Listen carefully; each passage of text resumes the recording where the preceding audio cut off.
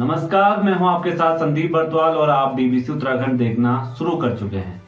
उत्तराखंड में कैबिनेट बैठक में एक बार फिर से माननीय गणों को एक बार फिर से सरकार ने तोहफा दे दिया। दरअसल जहां एक और गरीबी का जो दर है वो लगातार बढ़ता जा रहा है, उत्तराखंड में तमाम प्रकार से पहले से ही करोड़ों के कर्ज में डूबा हुआ उत्तराखंड में एक बार फिर से माननीय नेताओं की जो पेंशन है उसको बढ़ा दिया गया है। ऐसे में उत्तराखंड में लगातार जहां नजर सबकी देहरादून में बजट सत्र शुरू होने से पहले सख्त भू कानून को लेकर थी कि सरकार की कैबिनेट उत्तराखंड क्या इस पर फैसला लेती है, लेकिन उसके उलट यहाँ माननीय गणों का जो पेंशन है उसमें बढ़ोतरी कर दी, जिसके बाद से ही उत्तराखंड की जनता में गुस्सा बना हुआ है। क्या कुछ पूरा मामला कल कैबिनेट में आया है आपको बताते हैं। दरअसल बढ़ते बोझ पर एक और उत्तराखंड कैबिनेट का एक फैसला आया है जिसमें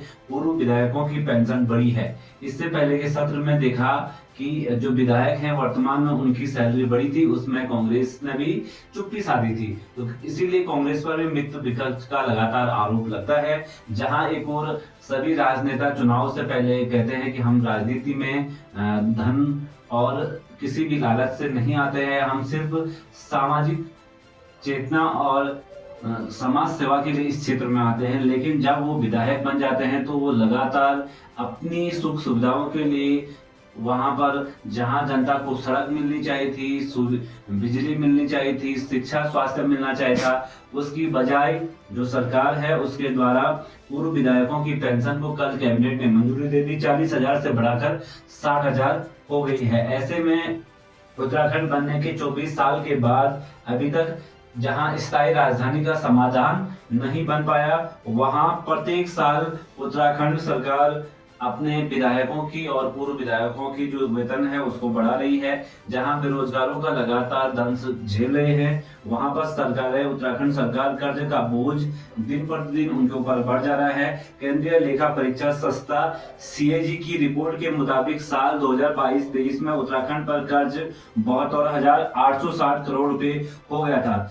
साल 2018-19 में यह कर्ज 58,000 करोड़ रुपए था। वही नवंबर 2024 में उत्तराखंड पर यह कर्ज 80,000 करोड़ रुपए हो गया था। तो आप समझेंगे उत्तराखंड पर 80,000 करोड़ रुपए का जो बकाया है, जो कर्ज है वो है, लेकिन उसके बाद भी माननीय नेतागणों की सुख सुविधा का भरपूर ख्याल रखा जा रहा है। ऐसे में CAG की रिपोर्ट के मुताबिक उत्तराखंड में कर्ज का अनुपात GDP के मुकाबले 24.08% तक ही सीमित रहा है। लेकिन नेताजी अपना वेतन भत्ते बढ़ाने में लगे हैं। ऐसे में दूरस्थ क्षेत्रों के गांवों में आज जहां 10-10 किलोमीटर पैदल चलना पड़ रहा है, उनकी सड़क के लिए वित्तीय स्वीकृति नहीं मिल पा रही है। कई ऐसे उत्तराखंड में सड़कें हैं जहां लोगों को 10 से 17 किलोमीटर पैदल चलना पड़ता है। लगातार आप समाचार पत्रों के माध्यम से देखेंगे ग्रामीण आवाजों को बुलंद करते हैं, लेकिन वित्तीय स्वीकृति उनको नहीं मिल पाती है और सरकार धन का अभाव बताती है। ऐसे में शिक्षा स्वास्थ्य के क्षेत्र में जहां एक और पहाड़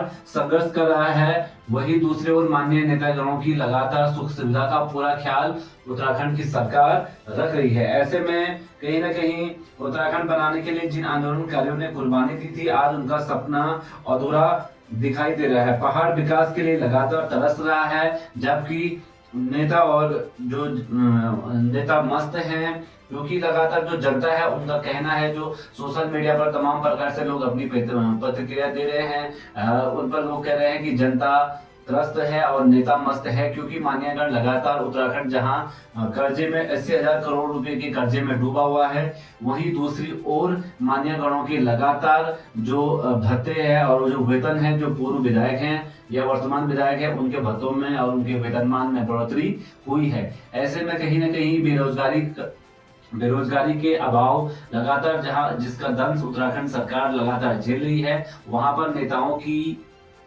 जो पेंशन है उसको बढ़ाने से सभी लोग चौंक जरूर गए हैं। जहां एक और सख्त भू कानून को लेकर सरकार से आम लोगों की उम्मीद थी। पूरा उत्तराखंड में लगातार जो भू कानून संघर्ष समन्वय समिति है वो जहां भू कानून को लेकर मांग कर रही थी, सबकी निगाहें टिकी थी। उसके इधर सरकार ने एक बार फिर से सबको चौंका कर उत्तराखंड के माननीय जो पूर्व विधायक है उनकी पेंशन को 40,000 से बढ़ाकर 60,000 कर दिया। ऐसे में कहीं न कहीं क्या उत्तराखंड के लोग पूरे उत्तराखंड में लगातार प्रतिक्रिया दे रही है? क्या विपक्ष इस पर मित्र विपक्ष की भूमिका निभाता है या फिर कुछ आवाज जो है उत्तराखंड की आवाम के लिए अपनी आवाज को बुलंद करती है? आप लोगों से हम जानना चाहेंगे आखिर उत्तराखंड के जो माननीय है क्या इनके वेतन भत्ते बढ़ने चाहिए थे या फिर सख्त भू कानून आना चाहिए था?